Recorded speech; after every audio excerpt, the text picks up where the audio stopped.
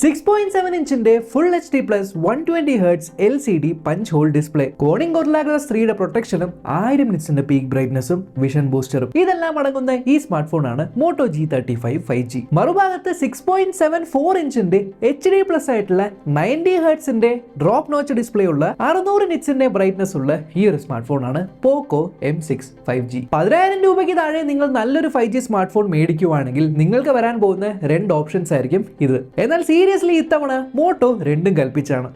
MIUI 14 run ചെയ്യുന്ന ഈ ഒരു പോക്കോ M6 ഇപ്പോഴും ആൻഡ്രോയിഡ് 13ലാണ്. എന്നാൽ മോട്ടോ G35 റൺ ചെയ്യുന്നത് ആൻഡ്രോയിഡ് 14ലാണ്.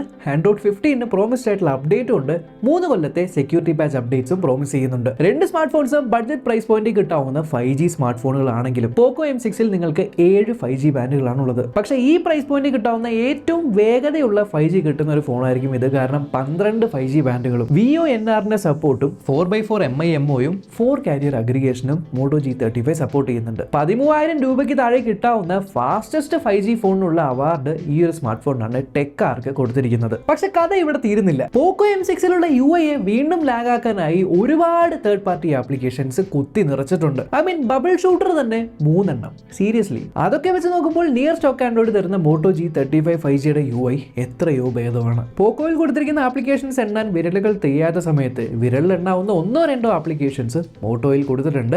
അൺഇൻസ്റ്റാൾ ചെയ്ത് കളയാനും പറ്റും. ഇതൊക്കെ കൊണ്ട് മുന്നിൽ നിന്നും നോക്കിയാൽ പ്രീമിയം ആയിട്ട് തോന്നുന്നത് മോട്ടോ G35 ആണെങ്കിലും ഫോൺ ഒന്ന് തിരിച്ചാൽ പുറകിൽ നിന്നും നോക്കുമ്പോഴും ഇതേ അവസ്ഥ തന്നെയാണ്. രണ്ട് ഡിവൈസിലും IP52 റേറ്റിംഗ് ഉണ്ടെങ്കിലും പ്രീമിയം വീഗൻ ലെതർ ഡിസൈനിലാണ് മോട്ടോ G35 വന്നിരിക്കുന്നത്. ആൻഡ് ഈ കാണുന്ന പാൻടോൺ വാലിഡേറ്റഡ് കളറാണ് ഗുവാവ റെഡ്. ശരിക്കും നല്ല രസമുണ്ട് ഇത് നേരിട്ട് കാണാൻ.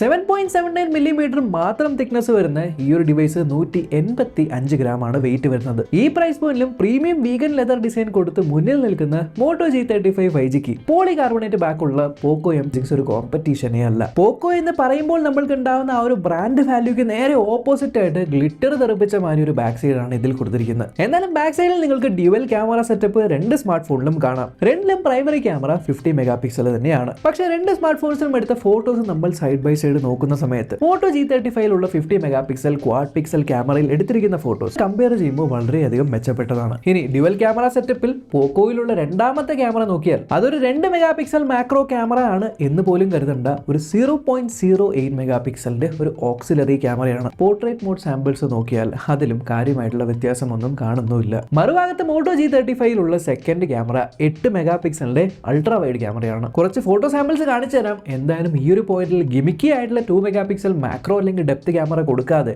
ആക്ച്വൽ യൂസ്ഫുൾ ആയിട്ടുള്ള ഒരു 8 മെഗാ പിക്സലിന്റെ അൾട്രാ വൈഡ് ക്യാമറ കൊടുത്തിരിക്കുന്നത് എന്തായാലും മോട്ടോയുടെ ഭാഗത്തു നിന്നുള്ള ഒരു നല്ല തീരുമാനം. പോക്കോയുടെ സ്ക്രീൻ HD+ ആണെങ്കിലും നിങ്ങൾക്ക് ഇതിനകത്ത് ഫുൾ HD വീഡിയോസ് എടുക്കാൻ പറ്റും. 1080p 30 ഫ്രെയിംസ് പെർ സെക്കൻഡിൽ ഒരു വീഡിയോ സാമ്പിൾ ഫുട്ടേജ് കാണാം. എന്നാൽ ഫുൾ HD+ സപ്പോർട്ട് ചെയ്യുന്ന മോട്ടോ G35 5Gയിൽ നിങ്ങൾക്ക് 4K 30 FPS വീഡിയോസ് ഷൂട്ട് ചെയ്യാൻ പറ്റും. സത്യം പറഞ്ഞാൽ ഈ സെഗ്മെന്റിൽ 4Kയിൽ വീഡിയോ എടുക്കാൻ പറ്റുന്ന ഏക ഫോൺ മോട്ടോ G35 5G ആയിരിക്കും. ഈവൻ നിങ്ങൾക്ക് ഇതിൽ അൾട്രാ വൈഡ് ക്യാമറയിലും വീഡിയോസ് ഷൂട്ട് ചെയ്യാൻ പറ്റും. സെൽഫിയുടെ കാര്യത്തിൽ പോക്കോ M6 5Gയുടെ ഫ്രണ്ടിലുള്ള 5 മെഗാ പിക്സൽ എടുത്ത സെൽഫീസ് ഇത്തരത്തിലാണെങ്കിൽ മോട്ടോ G35ന്റെ ഫ്രണ്ടിലുള്ള 16 മെഗാ പിക്സൽ എടുത്തിരിക്കുന്ന ഫോട്ടോസ് ഇത്തരത്തിലാണ്. രണ്ടും നിങ്ങൾക്ക് കമ്പയർ ചെയ്യാം. പക്ഷേ പോക്കോ എന്ന് പറയുമ്പോൾ ക്യാമറയിലോ ഡിസൈനിലോ ഒന്നുമല്ല, പെർഫോമൻസിലാണ് കാര്യം. സോ പെർഫോമൻസ് കമ്പയർ ചെയ്യൂ. കാരണം പോക്കോയിൽ മീഡിയാടെക് ഡിമെൻസിറ്റി 6100+ ചിപ്സെറ്റ് ആണുള്ളത്. തീബാറും 3.7 ലാക്സിന്റെ AnTuTu സ്കോർ തരുന്നില്ലേ. പക്ഷേ മോട്ടോയിൽ ഏതോ യൂണിസോക്കിന്റെ ചിപ്സെറ്റ് അല്ലേ എന്ന് പോക്കോ ഫാൻസ് ആശ്വസിച്ചിരിക്കുകയാണെങ്കിൽ മോട്ടോയിൽ യൂണിസോക്ക് T760 എന്ന് പറഞ്ഞ ചിപ്സെറ്റ് ആണ്.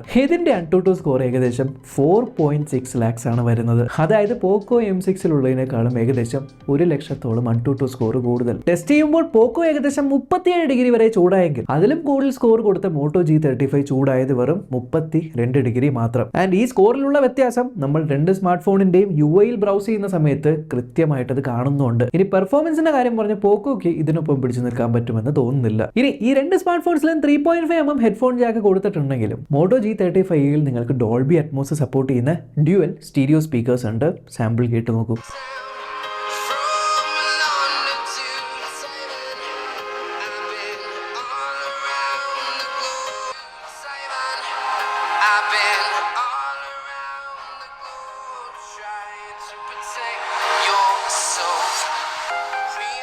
മോണോ സ്പീക്കർ മാത്രമുള്ള പോക്കോ M6ൽ നിങ്ങൾക്കൊരു side mounted fingerprint scanner വരുന്നുണ്ട്.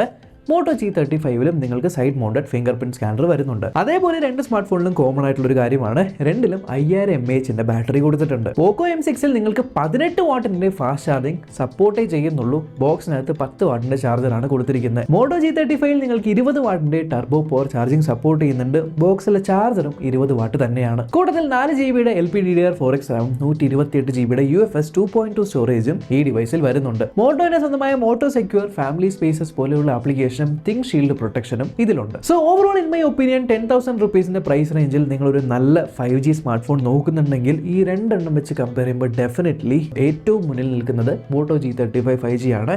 So I will prefer Moto G35 5G over Poco M6. Well ഇത് എൻ്റെ ഒപ്പീനിയൻ ആണ്. നിങ്ങൾക്ക് എന്താണ് തോന്നുന്നത് എന്ന് കമന്റ് ബോക്സിലൂടെ അറിയിക്കുക. ചാനൽ ആദ്യമായിട്ടാണ് കാണുന്നതെങ്കിൽ സബ്സ്ക്രൈബ് ചെയ്യാൻ തൊട്ട് ചില ബെല്ലും ക്ലിക്ക് ചെയ്ത് ഓൾ നോട്ടിഫിക്കേഷൻ എനേബിൾ ചെയ്യാൻ മറക്കണ്ട. നമ്മൾക്ക് ഇനി അടുത്ത വീഡിയോ കാണാം. ബൈ.